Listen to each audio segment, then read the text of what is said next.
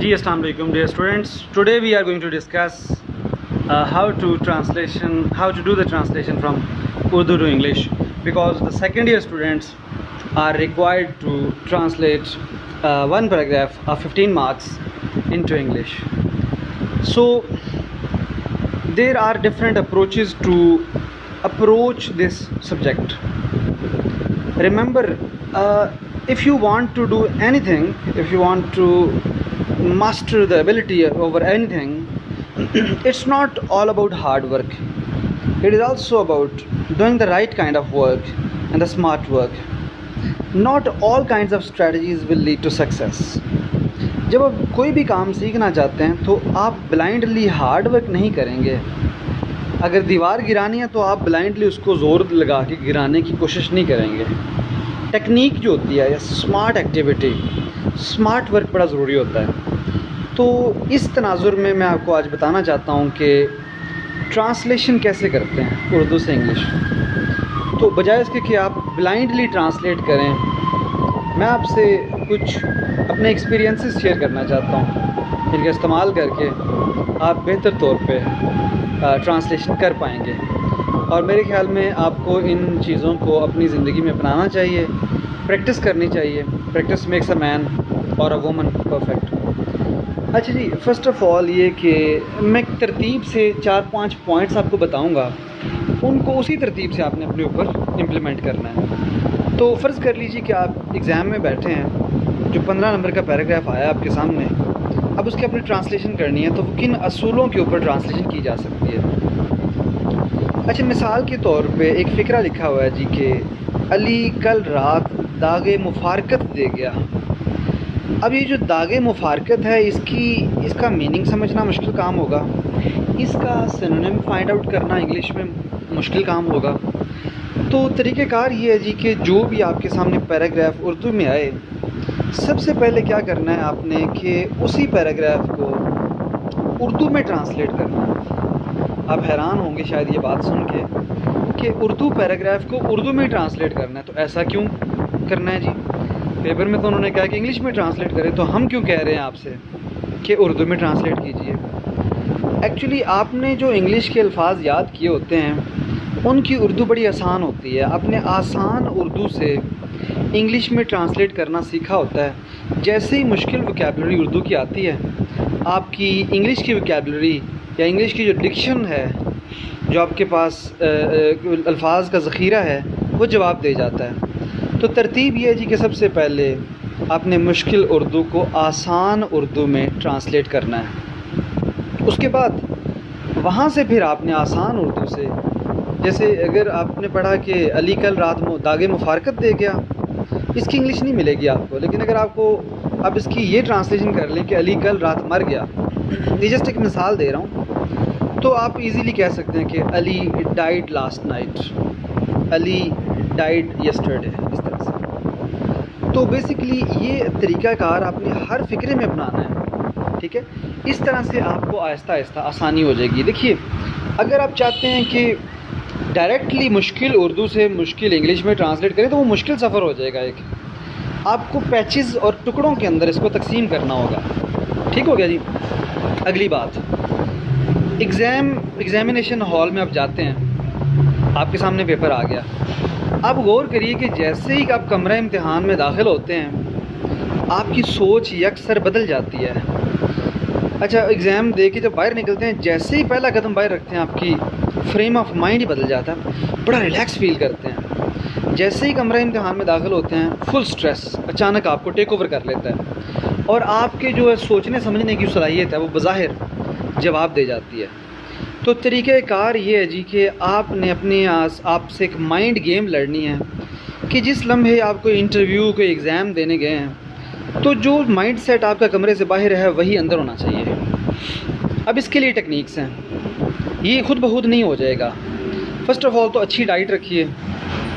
कमरा इम्तिहान में आप जूसेस और चॉकलेट्स साथ लेके जाएं ताकि आपका एनर्जी लेवल बूस्टेड रहे. सेकेंडली, आपको अपने आप को समझाने की ज़रूरत है कि जो एग्ज़ामिनर या इन्विजिलेटर मौजूद है पेपर एग्ज़ामिनेशन सेंटर पे, he is not going to cut your head off. ठीक है, वो आपका सर नहीं कलम करेगा.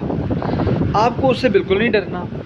देखिए, सोचने समझने की सलाहियत तब पैदा होती है, तब उजागर होती है, तब वो काम करती है जब आप डी स्ट्रेस होते हैं। You have to drop the stress. Stress कभी भी फ़ायदा नहीं देता। ज़िंदगी की किसी भी सिचुएशन में अगर आप स्ट्रेस ले रहे हैं, आप एक ऐसी अपने ख़िलाफ़ एक हर्डल क्रिएट कर रहे हैं जिससे आपको हर लम्हा लड़ना पड़ेगा, और उस हर्डल के ज़िम्मेदार सिर्फ़ और सिर्फ आप हैं, क्योंकि आप अपने माइंड के अंदर तब्दीली नहीं ला पा रहे, पॉजिटिव तब्दीली कि I have to face this situation bravely. ठीक है, कमरे इम्तिहान में कोई चीज़ फ़ील नहीं करनी चाहिए, कॉन्फिडेंटली जाना चाहिए। ये एक ट्रेनिंग है, ये एक अपना मेंटल एक्सरसाइज है जो आपने करनी है और आप इसको मास्टर कर लेंगे।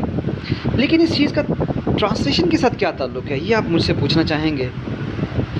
तो बात ये कि हो सकता है कि आपके अंदर बहुत अच्छी एबिलिटी हो, ट्रांसलेशन स्किल्स बहुत अच्छी हों, एग्ज़ाम स्किल्स बहुत अच्छी हों, लेकिन अगर आपका दिमाग ही सही काम नहीं कर पा रहा, अगर आप परेशान हैं, तनाव का शिकार है दिमाग, स्ट्रेस में है, तो एक स्ट्रेस्ड स्टूडेंट अगर वो 80 मार्क्स ले सकता है तो वो स्ट्रेस की वजह से 60 पे आ जाएगा। ठीक है, तो स्ट्रेस आपके ऊपर नेगेटिवली इफ़ेक्ट करता है, आपकी राइटिंग के ऊपर इफ़ेक्ट करता है। अगर आप कूल, काम, कंपोज्ड बंदा बन के रिलैक्स होके लिखेंगे तो आप बेहतर, ये चांसेस हैं, ज़्यादा चांसेस हैं इस चीज़ के कि आपके ज़हन में अच्छे अच्छे ख़यालात पैदा होंगे। लेकिन अगर आप स्ट्रेस फ़ील करते हैं, वहाँ पे एग्ज़ाम प्रेशर फ़ील करते हैं, ठीक है, वही टेस्ट घर में लिखवाया जाए आपसे, शायद आप लिख लें, कमरा इम्तिहान में आप ना लिख पाएँ, तो इसका सिर्फ़ और सिर्फ आपके ऊपर रिस्पॉन्सिबिलिटी और बर्डन आता है कि आपने ख़ुद को ऐसे मोटिवेट करना है कि आई कैन डू इट। ठीक है, और देखिए पूरे साल की मेहनत है, वालिदैन ने फ़ीस दी, अब वो मौका आया कि जब मैं डिलीवर करूँ, अब उस मौके पे आके मैं स्ट्रेस का शिकार हो जाऊँ। तो आपने बेसिकली, जिसको कहते हैं ना सेल्फ मोटिवेशन, और इसके लिए एक और वर्ड यूज़ होता है, लर्नड ऑप्टिमिज़म।